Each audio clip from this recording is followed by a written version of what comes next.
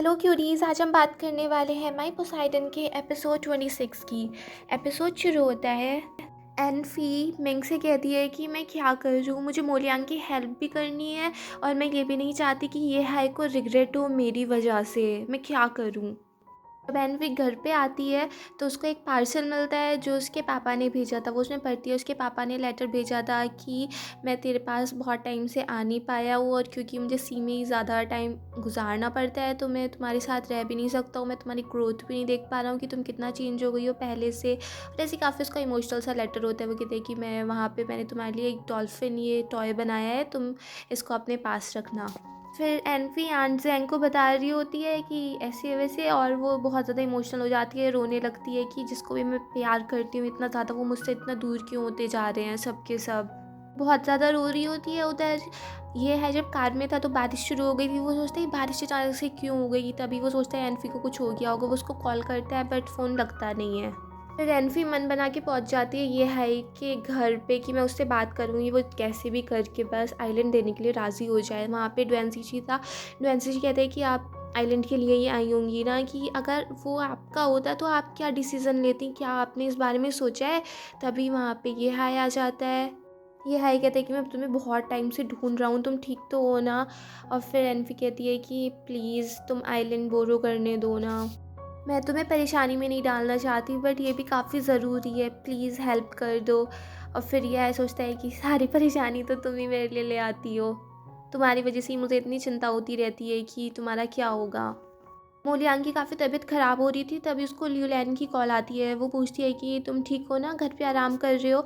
तो मोलियांग कहते हैं कि हाँ मैं घर पे ही हूँ, आराम कर रहा हूँ अच्छे से। और तभी वो लैब में होता है। वो कहते हैं बस अब मैं सोने ही वाला हूँ। फिर वो ल्यूलैन से कहते हैं कि सॉरी, मुझे उससे इतना कुछ नहीं बोलना चाहिए था। और ल्यूलैन भी सॉरी बोलती है कि वो दोनों ऐसी बातें कर रहे होते हैं। मोलियांग कहते हैं कि तुम ही थी मेरे पास उस टाइम, तुमने मुझे सब कुछ सिखाया, तुम्हारी वजह से ही मैं इस लैब को खोल पाया, मैंने इतना कुछ किया, तुमने मुझे मेरे सपनों की तरफ आगे बढ़ना सिखाया। और ये सब कुछ उसको बहुत, उनका हार्ट फिल्ड इमोशनल सीन चल रहा होता है। ल्यूलैन कहती है कि मैं तुम्हारे पास आ रही हूँ, बताओ तुम कहाँ पे हो। तो मोलियांग मना कर दिया कि नहीं मैं सोने वाला हूँ, अब तो तुम्हें आने की ज़रूरत नहीं है। तभी उसकी नाक से खून आने लगता है और वो फ़ोन कट कर देता है। नेक्स्ट डे ये हाय मोलियांग के पास जाता है और वो बातें कर रहे होते हैं। मोलियांग कहते हैं कि मैं तुम्हें पहले ही बता दूं, मैं और एनफी सिर्फ हमारा बीच में ब्रदर सिस्टर का रिलेशनशिप है। मैं उसको सिर्फ अपनी छोटी बहन की तरह समझता हूँ, इससे ज़्यादा कुछ नहीं है। मैं उसकी रिस्पॉन्सिबिलिटी अपने ऊपर समझता हूँ बस। ये हाई कह देता है कि एनफी भी मेरी है और वो आइलैंड भी मेरा है और मैं तुम्हें आइलैंड तो दे दूँगा, मगर तुम्हें ध्यान रखना होगा कि जो तुम्हारा पहले पर्पस था वही पर्पस होना चाहिए, यहाँ से कुछ ज़्यादा नुकसान नहीं होना चाहिए। और तुम्हें नहीं लगता जियांगजी और ल्यूलैन काफ़ी सस्पिशियस हैं, वो कुछ भी कर सकते हैं, तो उनसे भी सावधान रहना। लियांग वो सारे प्लान्स वगैरह दिखाता है कि हम इस टाइप से करेंगे कि कोई नुकसान नहीं होगा, ये काफ़ी सारे सेफ्टी प्लान्स वगैरह हैं। और वहीं पे एक सीटी स्कैन रखा हुआ था जो मोलियांग की बीमारी का था, उसको ये हाई देख लेता है। वो कहता है कि तुम ठीक हो ना, ये तुम्हारा जो रखा हुआ है। और तभी वहाँ पे मोलियांग से चक्कर खा के बैठ भी गया था। वो कहते हैं कि बस कुछ नहीं, थोड़ा स्ट्रेस है इसी वजह से ऐसा हो रहा है। और फिर वो एकदम से अपनी रिपोर्ट्स भी छुपा लेता है, ये हाई को देखने नहीं देता। ये हाई कह देता है कि तुम ही मेन पिलर हो उस एक्सपेरिमेंट की और तुम्हें कुछ नहीं होना चाहिए, अपना ध्यान रखना। मोलियांग के पास डॉक्टर का फ़ोन आता है। वो कहता है कि आप अपनी सर्जरी कब शेड्यूल करवा रहे हैं। और मोलियांग कहता है कि मैंने अभी इस बारे में सोचा नहीं है। तो डॉक्टर कहता है जितनी ज़्यादा तुम लेट करोगे उतनी ज़्यादा तुम्हारी तबीयत ख़राब होती रहेगी और बाद में इस बीमारी को हम शायद ठीक भी ना कर पाए। मोलियांग कहता है कि प्लीज़ आप मुझे थोड़ा टाइम दीजिए, मैं सोच के बताता हूँ। कैफ़े में मेंग एंड ड्वेंसीची मिलते हैं और मेंग ड्वेंसीची कैसे देखती रह जाती है। वो दोनों ऐसी बातें करते हैं कि क्या, पहले तो दोनों सेम सेम बातें ही बोल रहे होते हैं, फिर वही बात करने लगते हैं एनफी को लेके और ये हाई को लेके। उनका ऐसे चल रहा था।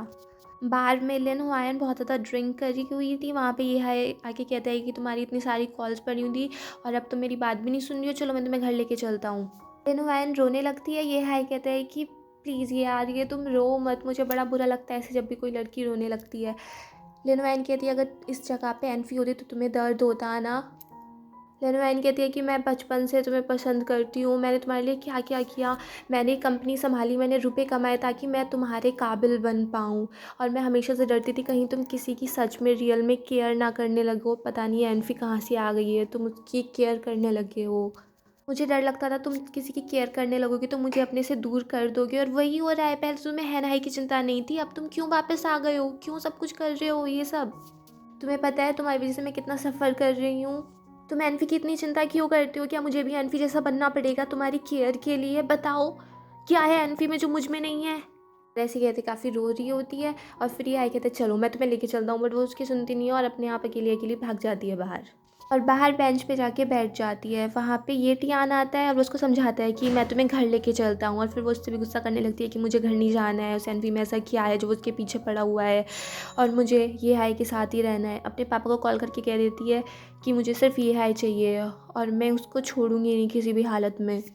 ये टियान कहता है कि पहली बात तो ये है कि मेरे और मेरे भाई की वजह से तुम अपने पेरेंट्स से अच्छे से बात ऐसे बंद मत करो, क्योंकि वो तो हमें बचपन से ही पसंद नहीं करते हैं, तो ठीक है हमारी वजह से उनसे लड़ाई मत करो। और दूसरी बात ये है कि इस प्रोजेक्ट के लिए एनफी काफ़ी इंपॉर्टेंट है और आइलैंड भी ये हाई के पास है, तो हमें उसकी सारी बातें माननी पड़ेंगी। अगर वो एनफी की केयर करता है तो उसे अभी करने दो जब तक ये प्रोजेक्ट कंप्लीट नहीं होता है, फिर हम आगे देख लेंगे।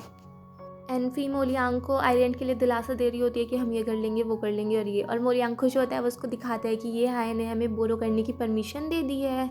एनफी काफ़ी शॉक्ड हो जाती है। वो घर पे जाके मिमी से कहती है कि तुम्हें देखा ना मिमी, पहले तो ये हाई ने बिल्कुल ही मना कर दिया था आइलैंड देने से, मगर अब ऐसा क्या हो गया कि वो एग्री कर गया? किस वजह से उसने एग्री कर दिया? क्या उसने मेरी वजह से हाँ कर दी? तभी वहाँ पे आंट जैंग आ जाती हैं। वो कहती हैं बेटा तुम अभी क्या कर रही हो? वो कह रही कि एनवी कहती है कि मैं अभी ये हाई का वेट कर रही थी, वो अभी तक आया नहीं है। फिर वो आंट जैंग से पूछती है कि आंट ऐसा क्या है कि वो पहले मना कर रहा था और फिर अचानक से उसने हाँ कैसे कर दी? आंट जैंग कहती है कि अगर तुम ये हाई से कुछ भी मांगोगी तो वो कभी मना कर ही नहीं सकता, वो तो अपने आप ही दे देगा वो चीज़।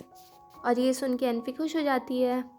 ये हाई का वेट कर रही थी। नेक्स्ट लैब में भी एनफी इसी सोच में पड़ी हुई थी कि यार सच में उसने मेरी वजह से आइलैंड दे दिया, और फिर सब में खबर फैल जाती है कि आइलैंड हमें बोरो करने की परमिशन मिल गई है और सब एनफी की तारीफ़ करने लगते हैं कि तुम्हारी वजह से ऐसा हुआ है।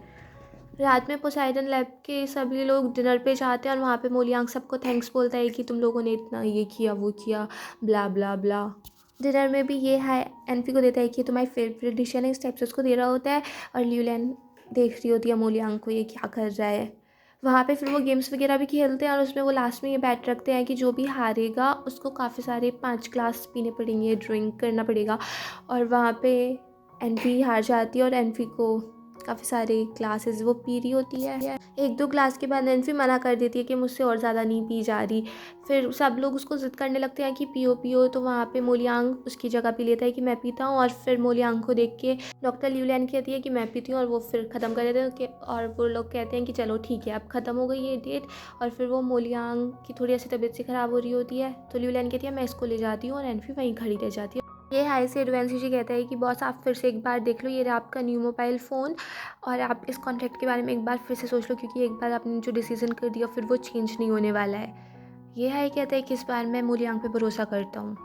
ये टियान ये हाई को समझा रहा होता है कंपनी की रिस्पॉन्सिबिलिटी ये है कि ये तुम्हें कर देना चाहिए ऐसे वैसे, और ये हाई साइन कर देता है। वो कहता है मुझे डर इस बात का नहीं है कि तुम्हें मैं आइलैंड दे रहा हूँ, मुझे डर इस बात का है कि दूसरे तुम्हारा यूज़ कर रहे हैं अपने फ़ायदे के लिए, तो संभल के रहना।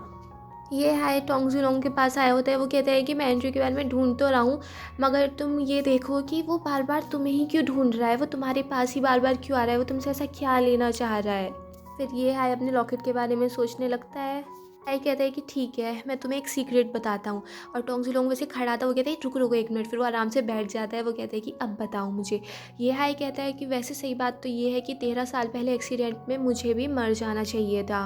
और यहीं पे एपिसोड फिनिश कर देते हैं। अगर आपको ये पसंद आया हो तो प्लीज़ सब्सक्राइब कर दो मेरे चैनल को और लाइक कर देना, शेयर कर देना, कमेंट्स कर देना and bye bye till next video.